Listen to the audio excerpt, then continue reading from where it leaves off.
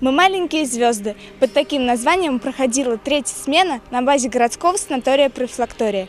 96 юных зареченцев отдыхали и веселились в лагере. Особенность лагеря заключалась в том, что, находясь в городе, здесь можно отдохнуть, как в загородном лагере.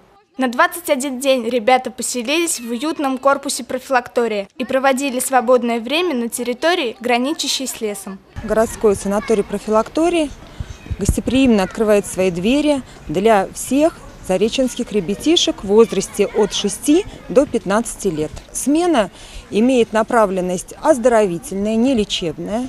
Для ребят была приготовлена интересная и насыщенная программа. Принимали участие в разных конкурсах, спортивных мероприятиях, на одном из которых побывала наша съемочная группа. Сегодняшнее мероприятие посвящено Олимпийским играм, которые проходили в Сочи в этом году. Несмотря на то, что Олимпиада была зимой, эстафеты были летние. Ребята бегали с мячами, отгадывали загадки про разные виды спорта. Нам за каждый конкурс давали букву, и из этих букв у нас получилось слово «Олимпиада».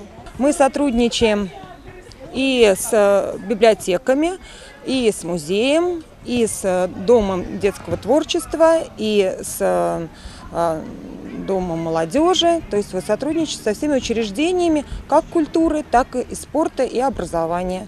Сотрудники городского физкультурно-оздоровительного комплекса организовали для отдыхающих в лагере соревнования в зоне отдыха «Лесная». Несмотря на горячий песок и жаркую погоду, дети веселились от души. Ребята участвовали в петушиных боях, бегали с ведрами, мячами, клеили из бумаги веселых человечков. Решающим конкурсом стало перетягивание каната, чтобы выбрать победителя соревнований. В итоге мероприятия победила дружба. В нашем лагере очень много всяких эстафет. Мне нравится в них участвовать.